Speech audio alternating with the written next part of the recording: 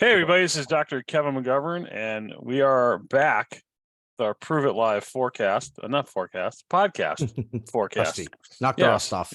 yes, we're a little rusty. We've taken some time off because we're actually after 101 shows of our previous format. Show number 102 and moving forward are going to be more of a educational webinar format that are shorter in length and have a specific topic that we're going to talk about. And each corresponding show will have a corresponding newsletter / ebook where you can get information that we talked about. You can do that by contacting the show at info@proveitlive.com. So without further ado, I'm still going to introduce my very handsome co-host and podcast partner, not forecast partner, Mr. Mike Ferry. Michael, how are you? I'm great, Kevin. Thanks. I'm glad you kicked that off. I am Mike Ferry from the Farm Baseball Performance Institute, and I'm excited about today's show. So I should include too, one thing that really kind of went unsaid, but one of the big reasons why we're doing this is because after 101 episodes, we couldn't seem to get people to come on and try to challenge their ideas with us, despite lots of back and forth in social media. But it's hard to get people to really put their ideas out there for everybody to see and to have them challenged for everybody to see. And so in a way, what we did, I think first and foremost is it worked.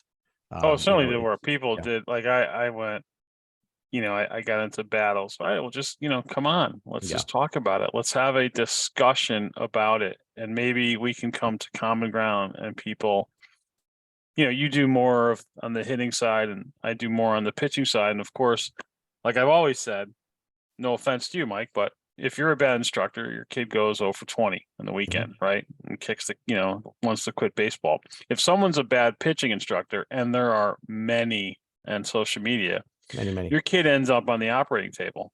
That's right. And that's the bottom line. And today, that's a little bit about what we're going to talk about. So today, Mike and I have come together a couple of years ago during the pandemic.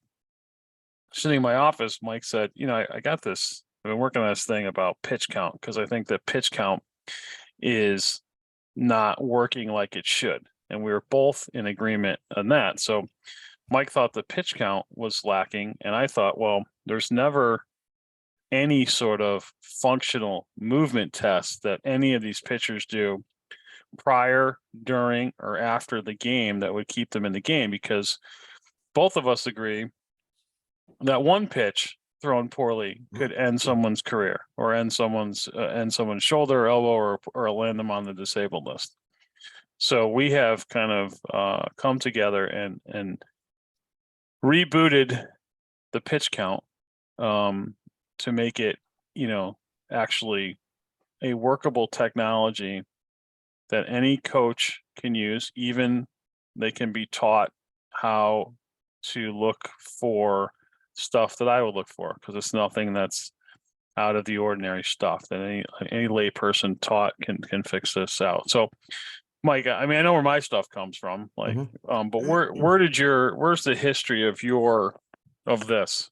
Sure. And then we'll kind of get into it. Yeah. So,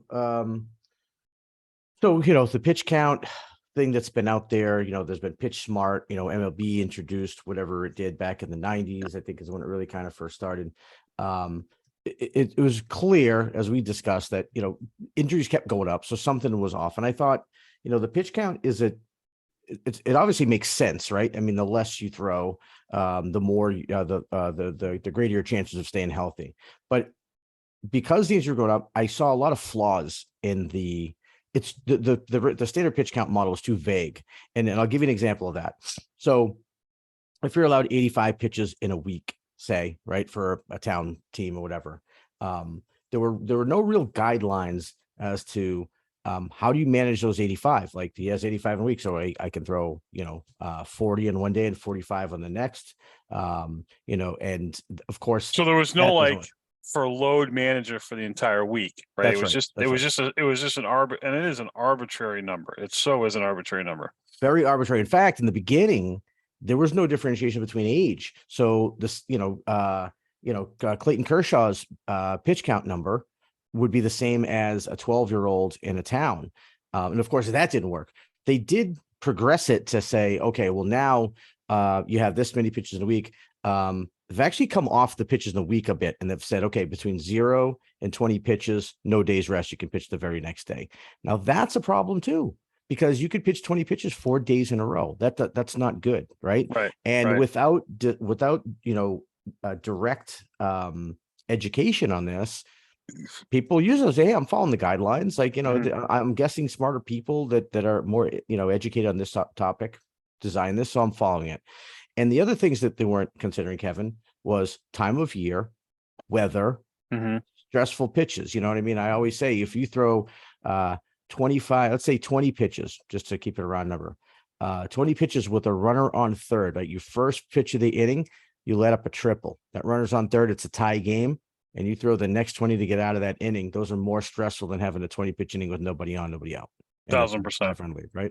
So all of these things in consideration, I just thought we need to think of more. We need to think of, where we are in the season, what start are they at, like the pitch counts should change. And so, we can get into what we came up with. But one quick story that's so relevant to this, Kevin, is I had just to show you that, everyone out there knows that, hey, arm injury is an issue and we're looking out for kids.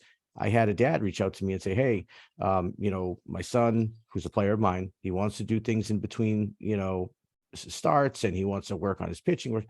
What number of pitches should he, or throws should he limit himself to? Here's what he's doing already. And he says that, in town ball, he was throwing like 150 pitches a week. And I bet you by the guidelines that were laid out for them, that was probably perfectly fine. And he had no idea. And I'm like, whoa, like cut that in half, first of all, before we do anything. Right. And he's, and of course he's like, okay. But yeah, your average dad, these guys are, doctors, they're CEOs, they're cops, they're all sorts of, this isn't their world. So they're going to trust, us to guide them. So you have pitch load problems, I guess we'll call it, or we, for a week, and I've got movement problems, right? Because nowhere in any of the pitch count does it handle the pitch, the kid who comes to the field, looking like this, who can't raise his arm above his shoulder, who is in our ready, let's do it. Give me an M, give me a T, give me a W, okay. Right? all these ridiculously stupid arm angles and arm paths. It doesn't address that, right? Because we could throw 5 pitches, with an inverted W or M or whatever you want to call it, and every one of those rips your labrum apart, right?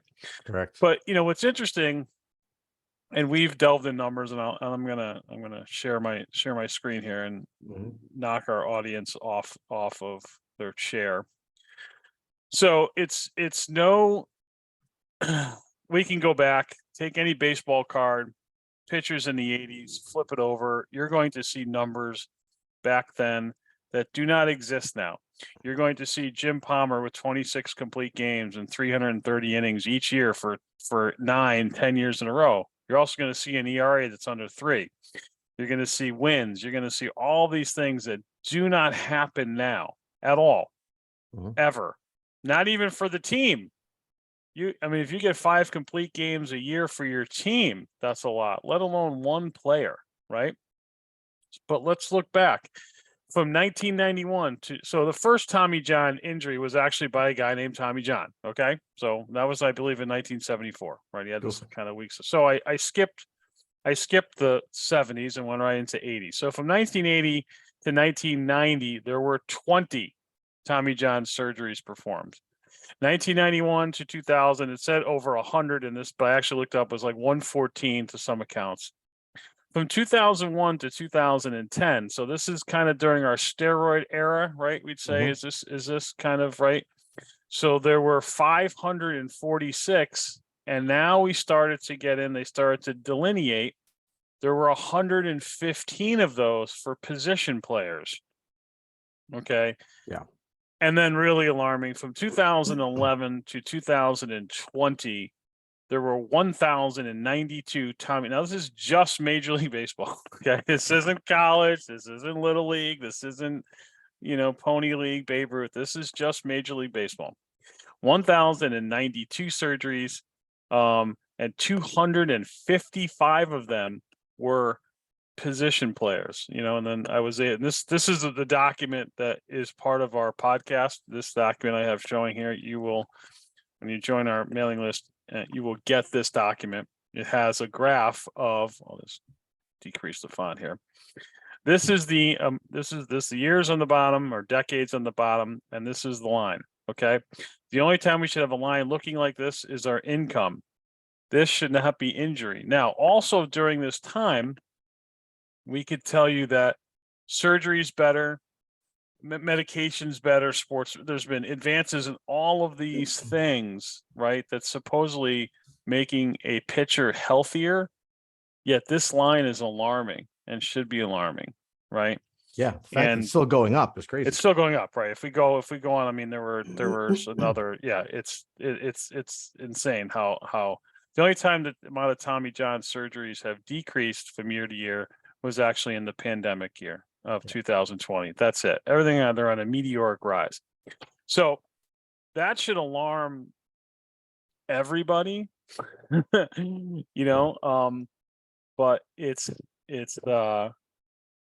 and Mike and I are in a total agreement that it is the mechanics, right? We've got, go look at Jim Palmer, go look at Tommy John, 185-pound guy. Okay. Now these pitchers are much bigger, stronger. They're pumping all kinds of weights. The training has gone off the rails, doing all kinds of heavy weights and weighted balls and all this kind of stuff. And you get a graph that looks like that. So, and by the way, that's just Tommy John's. That's not shoulder. That's not rotator labrum. cuff. That's correct. This is just elbow, ulnar collateral ligament tears. Correct. That's not back. That's not hamstring. Those are just that. You exercise or train for two reasons. One, and first and foremost, to stay healthy. Second, to improve performance. And I will tell you that the numbers show just the opposite. People are getting hurt more, and the pitcher's performance suck. You're never going to see a 300-game winner. You're never going to see a guy win 25 games. You're never going to see a guy pitch 300 innings. It's just not going to happen. Not in today's game. And I don't want to hear the game has changed. Any manager in the world will say, hey, if Mike Furry went out and pitched today and he could throw you 7 scoreless innings, you going to keep him in the game or pull him out after 4? No, we're going to keep him in the game. Right. Yep. So I don't want to hear the game has changed. The game has changed because the pitching, the quest for velocity sucks. And I don't want to hear that these guys, watch Nolan Ryan's movie. These guys threw hard. These guys threw bullets. I don't want to hear. Now, there's probably more guys that are throwing harder. I will give you that. But they're not any better pitchers. They're actually worse. Yeah, I think overall they're throwing harder, right? So general velocity, average velocity in MLB is up for sure. Okay. But there's lots of reasons for that too. Like, and that's, they take the tally of the pitches over the course of the season. Now, you're not going to have, a tired pitcher who's on his 96th pitch pitching in the 8th inning anymore. That's going to be probably the third fresh arm of the game by that point. So that, obviously plays a role. And in addition to that, like Kevin mentioned, as we know, anyone who's been around the sport, the game of baseball knows that it's not just the velocity. Doesn't matter how hard you throw. If you can't put it in a spot, it's going to get hit. It's going to get hit hard. Okay. Because hitters, guess what? They're also swinging harder today than they were then as well. So I think that's just, something worth mentioning. And one other thing to piggyback what you said is, the reason why you're not seeing these numbers, you're not going to see these numbers anymore is because, like what we just talked about, pitchers aren't efficient enough to get into those innings and have a manageable pitch count, right? And so that's obviously an issue. But it's all about the velo these days. All about the velo. Everyone wants to, what's my velo? What was that? What was that? It's too bad. So I'm going to share my screen again and go over some key points of our new method here about pitch count. So pitch count must take into consideration the total load in the week, not just a game. Mike just kind of went over that. Pitch count needs to follow a formula, not just have an arbitrary number. The formula must include movement and mechanics. The pitcher must have full active range of motion of all major joints, especially those of the upper extremities. the pitcher must have full active functional strength of the core, spine, upper and lower extremities. Like, how are you going to pitch when you've got weakness all over your body, right? We see it all the time. I mean, the pitcher needs normal balance. How many 13 to 15-year-olds can stand on one foot for more than 10 seconds? Mhm. Probably not many, right? The pitcher needs to have proper functional movement and needs to be throwing with safe throwing mechanics. So none of those points are in any of this pitch count, right? And we're not hammering on this. This is just the fact that we need something, we need something different. So for my end of this, there are, 5 tests that could be done during a game, pregame, in game, right? And these 5 tests, can any person can do with some training, with a course and how to do this, right?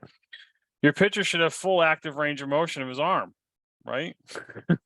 and Seems that pretty just doesn't mean, standard. right? I mean, that just doesn't mean that they get their arm up there. There's a proper way. We want to avoid shrugging. Okay. They should pretty much have full strength, right? Like, so if you go and muscle test somebody and their arm falls down, that's it. They're out of the game, right?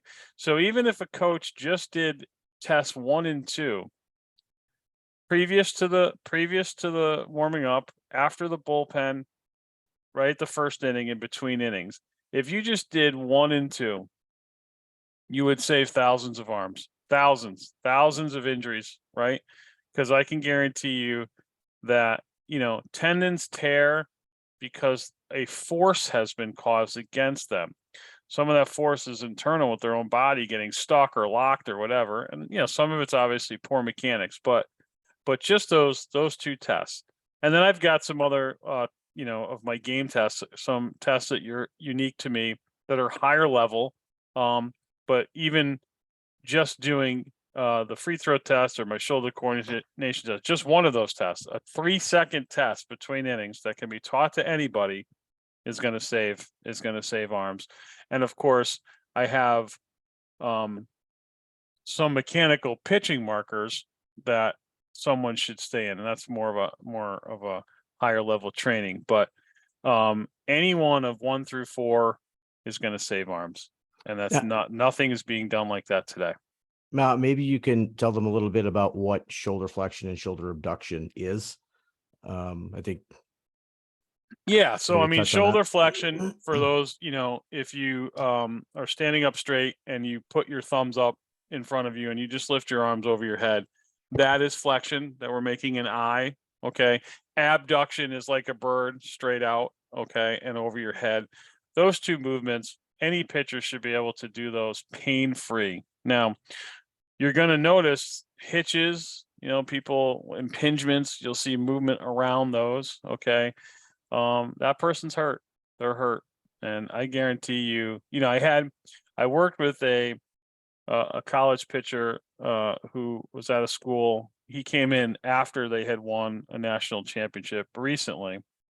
And I was working with him and during the winter, and there were 7 scholarship pitchers out with arm injuries, elbows, shoulders. And I'm like, oh my God, what are they doing at that school? And the mom said something to me I probably have mentioned this before. The mom said something that was very, very earth-shattering. She says, well, how do you know they weren't hurt before they got to college? And she's probably right? Mhm. These guys are, now, and Mike's going to talk about the number of pitchers, but, now we're in a place where, like, you just had a handle. Hey, I got a town game on Thursday and 2 travel ball games on Saturday. Can I pitch Thursday and Saturday and all other stuff? It's like, it's insane, right? Yeah. It's insane. So it is. And I'll tell you something just to that, it's hard. Look, I've said this. I should talk about this when we first started this podcast. I said, this is all about 2 things: education and information. And it's things that a lot of parents don't have. And first of all, parents that have 11-year-olds, 12-year-olds, their parents are, in the, at least late 30s, 40s. So things were different if they did play Little League, and these things weren't being attention to. And also, town ball was a bigger deal, right? And so there's lots of. it was the only game in town, right? That's right. That's right. No pun intended. Exactly. And, and I understand teaching children to be, learn how to, especially as athletes, learn how to be competitive and know how to want to win. But a big part of this is like keeping the eyes on the prize and looking out for the benefit and for the health, obviously, of the player, because that's what's at risk here. Obviously, if your elbow's hurt because you're pitching, it's not like you just don't pitch anymore. You can't play anymore, right? At least until you're healthy. So I just wanted to mention that.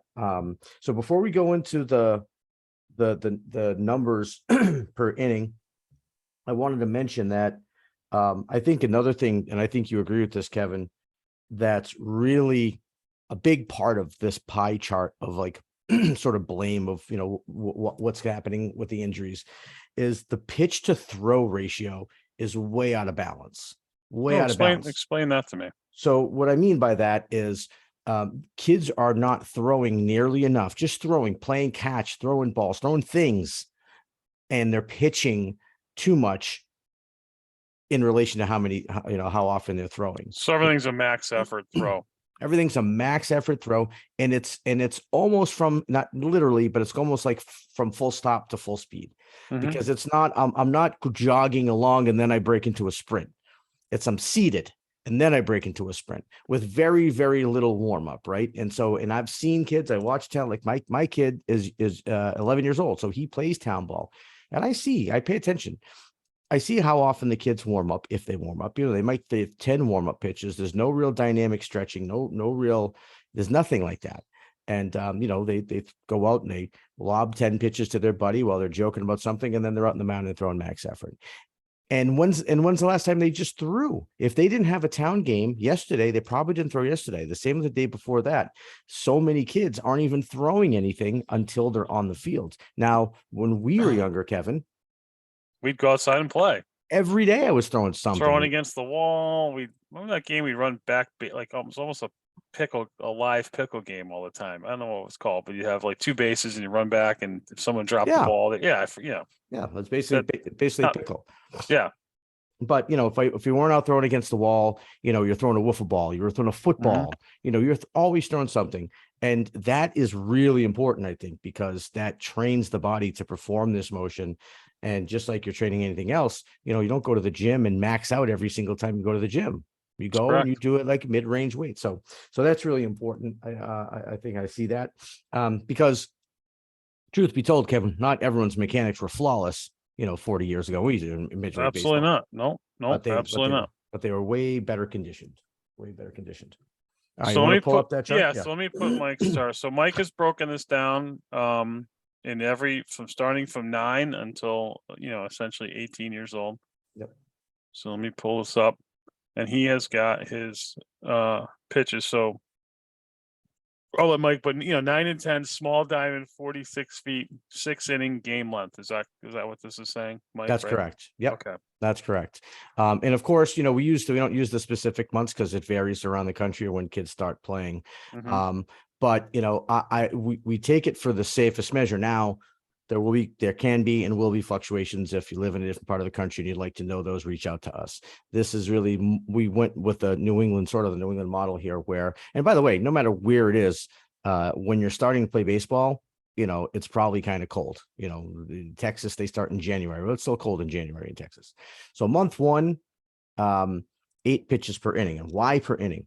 So the idea behind this is that every pitcher, every kid, when they go out and take the mound, they're able to throw a complete game. It's totally fine to throw a complete game for your first outing in April, as long as you are at 8 pitches or less per inning. Now, what happens? So you're saying 48 total for the game. That's important. So 48 total. That's correct. And by the way, you should. So he can throw 3 pitches. He can throw 3 pitches, and that comes. So go ahead, explain your thing. This is brilliant. So the idea is they can go out and throw a complete game. If a pitcher goes out, let's say in the first inning, and throws 9 pitches, they go over that 8. Oh, we chop an inning right off the back end. No more complete game. I don't care if he throws 3 pitches the next inning. Okay, no more complete game. Next inning he goes out, and let's say he goes over again. Chop off another inning. So now they're down to 4 innings. That's the max that they can go. And of course, we have all, total limits. We have total pitch inning limits too, although it should go unsaid, but we do include those. But that's the way that we design this. Now, what's important about this is, again, it's the workload, as Kevin put it, right? It's the stress.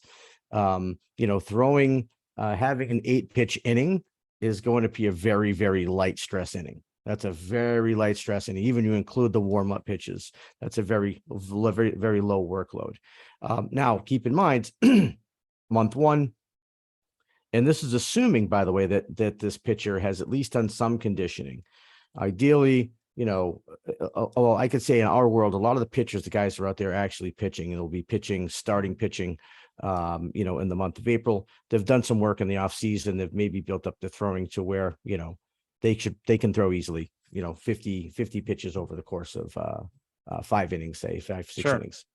So month 2, right? Why does it go up? It goes up for a couple of reasons. Now that pitcher's been pitching more, been throwing more. If you're in the right program, you should be throwing a lot in between. So they're building that strength up. They're ramping up. The weather's a little bit warmer. All of the above, and so on and so forth. Month 3 and month 4, and those pitches can go up per inning. There's some variance to this too, which we can get into. But at the end of the day, this is the model that is, and again, nothing's going to guarantee that your kid be safe, but having this combined with what Kevin is talking about, is, in our opinion, it's going to be as safe a model as you can find. So let me, so Mike breaks it down 9 and 10, 11 and Yep. 12. I'm going to fast forward for the sake of time Sure.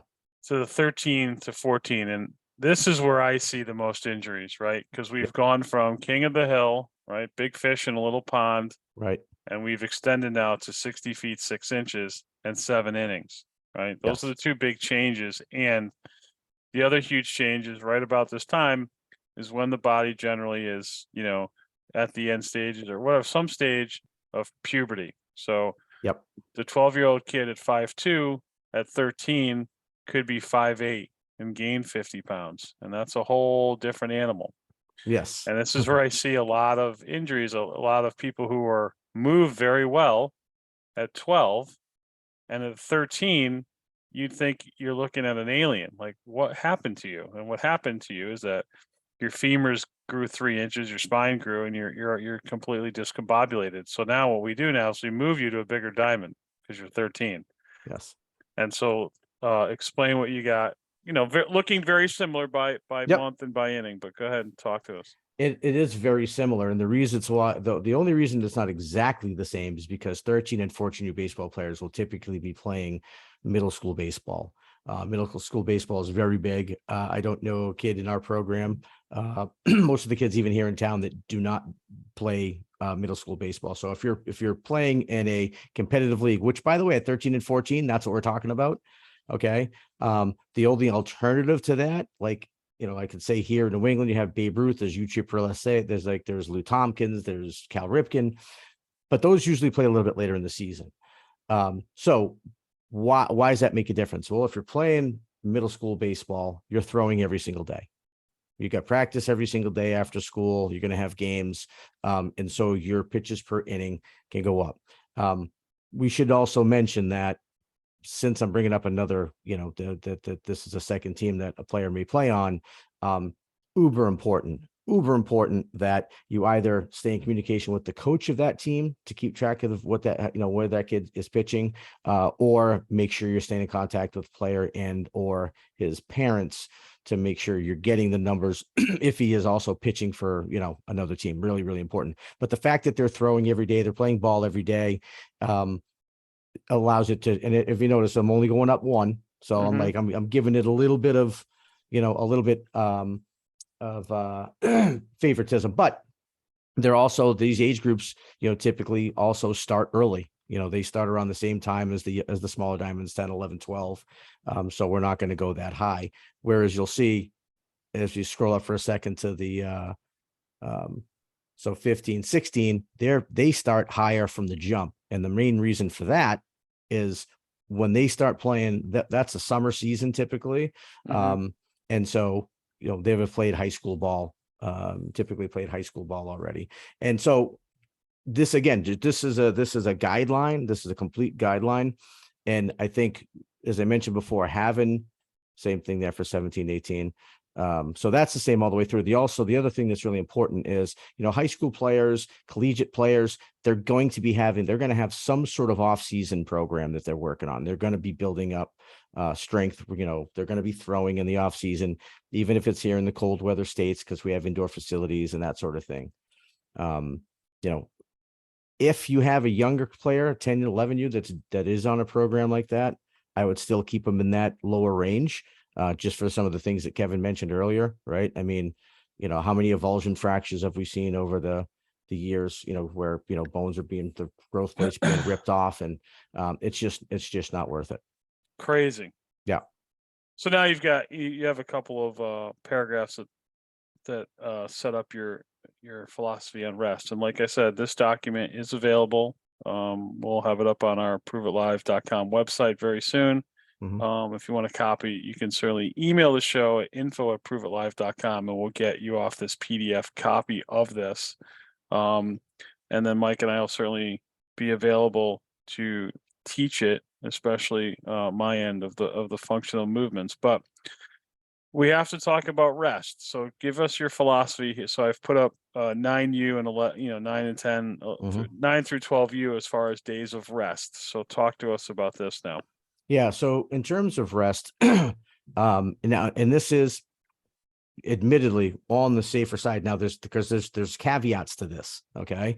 When I say rest, that doesn't mean you shut it down. That doesn't mean you don't touch a ball. And I think that's a big delineation between what, some other pitch count guidelines will go by. I never want you not touching a ball. I never want you to touch, you listen to your body. If you went out and you threw, 95 pitches in July, and you feel like, your body's tired the next day and you need to take a day off, by all means. But if you can, I want you to go out there and throw lightly, toss lightly. And that's a big whole part of this entire thing, is to make sure you're throwing consistently. But going off of an average of, just like 10 or under, right? So almost for every like 10 pitches, it's almost like, be a couple days. That's how I look at it, because I don't think people who have not done this before, who haven't pitched or thrown a ball at max effort, they really understand what that's like. And it puts a lot, it's a lot on the body. And especially when these kids are younger, there's no such thing as a mechanically flawless 9-year-old, 10-year-old, 11-year-old, 12-year-old. No chance. They're going to be overusing their arm. They're going to do a lot of the things that Kevin's talking about, right? They're going to shrug their shoulders. They're going to make this tee because it's what they were taught. So every pitch is a potential risk, and not to paint this doom and gloom and scare everybody, right? But it is. And so, and by the way, the better answer, even, Kevin, is there's no need. There's no need to be coming back on 1 or 2 days rest at 9, 10, 11, 12 you. Yes. So, as you and I are battling, and I'll just kind of, as I'm talking, just kind of go through and set up the 13, which is pretty, they're pretty similar, right? Yep. Of days of rest. The innings go up, but the innings go up. But the need is just what you got. And I got this week. Hey, can I throw X amount of pitches on Tuesday, knowing I got to come back on Friday and throw, right? And, one thing that we haven't talked about is I'm not the biggest warm-up pitching guy, meaning you'll see guys, I am not a proponent of long toss, right? Because I'm not a proponent of throwing these like parabola balls, because nowhere in the world do you throw a ball like that, right? Change your mechanics, change your spine angle. Now I'm for throwing straight on the line and letting it bounce a few times, but to throw 20 pitches, that's really 50, right? Let's be honest. It's 20 on the mound, played catch, warmed up in the bullpen, so you really threw 50. That doesn't even come into play in any of this. And maybe that's right. Part 2 of this, that we incorporate that in the complete load management. But it is these kids, when Mike and I played, it was the only, Little League was the only game in town. Babe Ruth was the only game in town. Now we've got 1 or 2 town games during the week, and then travel ball.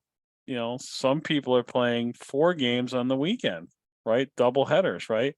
And if you're a good player, they're going to be, well, why can't he pitch for us or whatever. And it just, it becomes work, that, these guys are throwing over 100 pitches every single week, right? Oh yeah. Every single week, because, I've had enough conversations. I've seen enough parents, of parents living through their kids. And I just say this, you cannot ever, as far as I know, get a college scholarship at 13, but you can certainly blow one for your kid. It's a great way to look at it. And that's it, right? And it's just like, it's the only sport truly where doing more of it is going to hurt you. Yeah. Right? Yeah. Like you could play basketball, you might be sore, but unless you come like down on someone's ankle or have a true traumatic injury, it's the only sport that you can play more of and get hurt because of overuse. Yep. Yep. Truly. I mean, yes, you could Yeah. say, I played football for, of course, but I mean, it's like, in a week you could ruin your career. One of my son's friends who plays on another team in town somewhere, and talking to him and found out that he's had some like arm soreness, and so I'm like, oh, how do you now his throwing mechanics are awful, right? But he's young, he's malleable, he's little, but come to find out, same thing, he pitches 3 times a week with his town team, and it's not a complete game, but again, that doesn't matter. The preparedness, the stress you're putting on your body to throw max effort, that needs breaks, and you need long breaks the more you do it. And by the way, how you can combat that is something that, let's face it, it's just not happening right now, is throwing to condition in between. The point I was going to make, Kevin, is if a kid's throwing 120 pitches a week, which there's thousands of little league pitchers out there doing right now, I would bet dollars to donuts that they don't make 120 throws that week. They probably don't. They just right? No. There's no way your max effort throws should be even close to equal or more than your light effort throws. It shouldn't even be remotely close. Your light effort throws, your regular standard throws should be 5, 6, 7, 8x whatever your max effort throws are. And we're nowhere near that. So we could probably sit here for hours and talk about this and maybe bore the hell out of people. But again, if you want this document, we're going to turn this into a coach to coach course, because I feel that, and Mike does, that load management, poor movement, poor mechanics is what's ruining the game of baseball. It's what's making, I think Mike has the stat on the amount of kids that play in the Little League World Series and end up playing in high school baseball, and it's alarming. Do you remember off the top of your head what that stat is? I don't know that stat. The one that I knew is that there's like 75% of kids who play Little League 12U do not go on to play 13U. And then there's another giant drop off from 13 to 15. It's like another 70%, 65-70%. That is bad. Yep. And I think part of it is that these kids are hurt, and no one likes to wake up with the elbow that doesn't straighten or be able to turn on your right side and your arm hurts. No one likes to do that. Okay.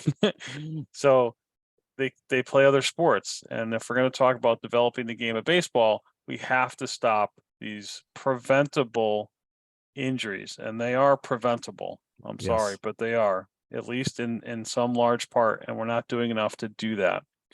So again, if you want that, please contact the show at info@proveitlive.com.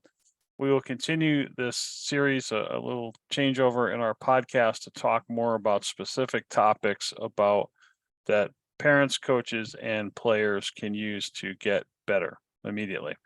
Yep. Mike, you got anything last to say? No, I think that's it. The one thing I would say is that, everything, if you do use this, like, everything is a guideline. It doesn't mean if you violate the rules of that something catastrophic is going to happen. This is a guideline. This is like, no one has the exact cure. That's part of the problem here. But if you're cautious and systematic about doing this, then, every once in a while when you go a little over and you extend a pitcher, it's not as harmful, Right. Yeah. Right. All right, everybody. We will see you soon. Thanks for listening. See ya.